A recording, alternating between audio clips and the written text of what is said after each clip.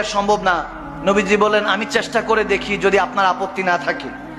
নবীজি গেলেন, আবু বকর সিদ্দিককে কাছে নিয়ে বললেন যে আবু বকর তুমি দুধ নিতে থাকো, আমি পশুটার গায়ের মধ্যে বকরিটার মধ্যে হাত রাখছি। আমার নবী যখন দাস্ত মোবারক ওই পশুর উপরে পড়লো, সুবহান, হাদিসে এসেছে পাটা সাথে সাথে সোজা করে দাঁড়ালো, দাঁড়িয়ে সে প্রশস্ত করে দিল যাতে দুধটা নিতে সুবিধা হয়। হাদিসে এরকম এসেছে ওই ঘরে যতগুলি পাত্র ছিল সমস্ত পাত্রের মধ্যে দুধ টইটুম্বর হয়ে গিয়েছে, সুবহানাল্লাহ।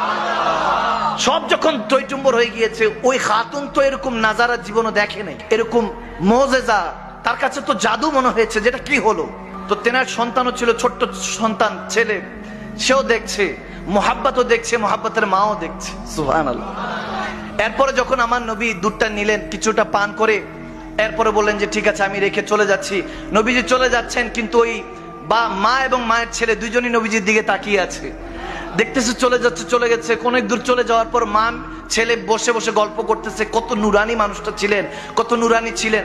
এরপরে ওই মোহাব্বতের বাবা আসলো, আবু মোহাব্বত যখন আসলো, ভিতরে প্রবেশ করলেন, বকরি টকরি বাঁধলেন, বাঁধার পর যখন ভিতর প্রবেশ করলেন, বলতেছে কি ব্যাপার, একটা খুশবু পাইতেছি, এই খুশবু জীবনও পাই নাই, একটা সুগন্ধি পাচ্ছি, স্মেল আমি কোথাও পাইনি, এরকম সুগন্ধি কোথা থেকে আসছে।